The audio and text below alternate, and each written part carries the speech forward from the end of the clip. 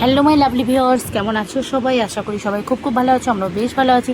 রাস্তায় দাঁড়িয়ে আমি বিকেলবেলা ভিডিও করছিলাম, তখন দেখছি এতগুলো লোকজন হসপিটালের দিকে না গিয়ে আমাদের দিকে কোথায় আসছে। এই রাস্তা দিয়ে এরা নিশ্চয়ই হসপিটালে যাবে। উমা, তাকিয়ে দেখছি না না, এরা তো সব আমাদেরই রিলেটিভ। সত্যি কথা বলতে শ্বশুরবাড়ির আত্মীয়দের মধ্যে এমন কিছু কিছু রিলেটিভ আছে যাদের দেখলে মনটা ভীষণ ভালো হয়ে যায়। তার মধ্যে হচ্ছে স্বপ্নাদি, এরা সবাই। তো এদের সত্যি খুব ভালো লাগে। আর কি বলবো, মানে ভালো অত কিছু বলা যাবে না, তাহলে অন্য রিলেটিভরা আবার রাগ করবে। যাই হোক, সত্যি কথা বলতে তারপরে দেখো এই যে দিদিভাইরা চলে এসছে আর আমি এদিকে চা বসিয়ে দিয়েছি। আর আজকে ওয়েদারটা এত সুন্দর ছিল, না না না অতটাও সুন্দর ছিল না, মোটামুটি গরম, মোটামুটি হালকা হালকা ঠান্ডা।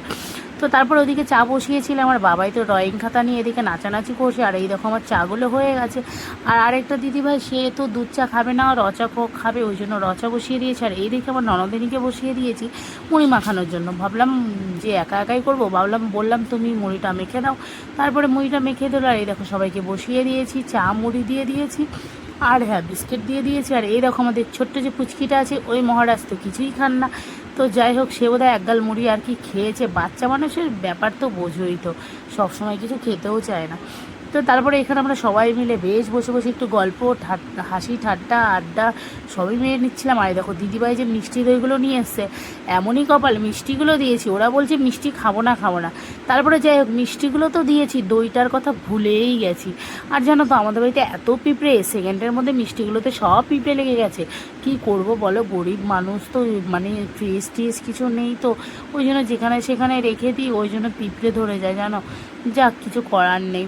তো তারপরে যাই হোক, বাবাইকে সন্ধ্যাবেলা পড়তে বসিয়ে দিয়েছি। আর এদিকে কারেন্ট ছিল না, তাই জন্য লাইট জ্বালিয়ে দিয়েছি, মানে একটা চার্জার লাইট জ্বালিয়ে বাবাইকে এখন পড়াচ্ছিলাম। আর ওয়েদারটা অতটা মানে ছিল না, বৃষ্টি হয়েছে হালকা মতো একটু। আর বাবাইকে পড়তে বলছি, বাবাই তো ঘুরে টুরে এসে একটু এখন পড়তেই চায় না। কি করব বলো। এই দেখো হাতের মধ্যে একটা কি বেশ ঘড়ি টড়ি এঁকেছে কলম দিয়ে, ওর ঠাম্মি এঁকে দিয়েছে না ও এঁকেছে, কেই জানে, আমি জানি না। তো তারপরে এখানে দুষ্টুমি করছিল, কিছুতেই তো পড়বে না। সেই মহারানীকে পড়াতে বসলে আমার মোটামুটি, এই জন্য আমি না কোথাও এখন ঘুরতে যেতে চাই না। বেশ কোথাও একটু গেলে 2-3 দিন থাকার পরে, যখনই 2-3 দিন পড়তে না বসানো হয়, তখন পরের দিন আর পড়তে চায় না। এই হচ্ছে ঝামেলা জানো, ওই জন্য এখন আমি কোথাও যেতে চাই না। তো কি করা যাবে, কিছু করার নেই। আর বাচ্চা কাচ্চা বড় হয়ে গেলে অতটা কোথাও ঘোরার ইচ্ছাও আর কি জাগে না। তো যাই হোক, বাবাইকে এখানে পড়াচ্ছিলাম আর পড়াতে পড়াতে বলছিলাম যে দেখো এত অন্ধকার, তুমি যদি ঠিক মতো না পড়ো তাহলে ভূতগুলো এসে কিন্তু তোমাকে পিটাবে। তো বাবাইকে এরকম ভয় দেখাচ্ছিলাম। আর এই দেখো টেবিলটার কি অবস্থা করেছে দেখেছো। শুধু টেবিলটা না, এই দেখো লাইটটা আছে, লাইটটার মধ্যেও পেন দিয়ে রুল দিয়ে যখন যেটা পায় সেটা দিয়ে দাগাতে থাকে। কি করব বলো, কথাই শোনে না জানো। এই হচ্ছে একটা অভ্যাস, মানে বাচ্চারা কথাই শুনতে চায় না। কি করি বলো তো, তোমরা একটু কোনো টিপস থাকলে জানিও তো। না না, কথা শোনে, মানে সব সময় শুনতে চায় না। কি করা যাবে, কিছু করার নেই, এইভাবে ম্যানেজ করতে হচ্ছে। আমার মাথা তো খারাপ হয়ে যাচ্ছে। বাবা তো সারাদিন বাড়ি থাকে না, বাবা কী করে বুঝবে। আবার একটু বকলে পরে সবাই অস্থির হয়ে যায়, হ্যাঁ বকবা না, এই করবা না, সেই করবা না। আরে বাবা, মারা শাসন করবে, মারা ভালোবাসবে, এটাই তো স্বাভাবিক, তাই না? মায়েরাই তো বকবে, আর কে বকবে বলো। তো যাই হোক, আমি এখানে বলছিলাম যে আমি জাস্ট টায়ার্ড হয়ে গেছি পড়াতে পড়াতে, আর কিছু করার নেই। তো তারপরে তোমাদের দাদাভাইকে ফোন করে বললাম যে মুড়ি নিয়ে আসবা, দেখা যাক সে আনে কি না।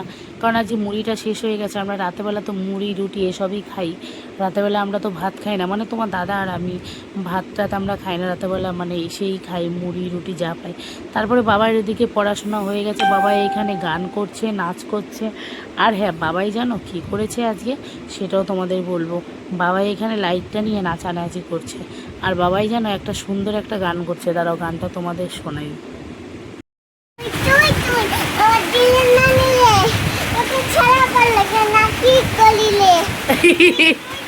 পড়তে বসে ওনার এখন গান করতে ইচ্ছা হচ্ছে। আর এই যে আমার মহারানী গান করছে, তুই তুই তুই আমার দিলের রানী রে, তোকে ছাড়া ভাল লাগে না, কি করি রে। মানে যেই গানটা শুনবে সেই গানটা সারাক্ষণ গাইবে জানো, এত দুষ্টু। ওই দেখো আবার গান শুরু করে দিয়েছে। আর এই দেখো, তোমাদের দাদাভাইকে বলেছিলাম 1 প্যাকেট মুড়ি নিয়ে আসবা, 2 প্যাকেট আনবা, সেই তোমাদের দাদাভাই 3 প্যাকেট মুড়ি নিয়ে এসছে, একটা ভুজিয়া নিয়ে এসছে।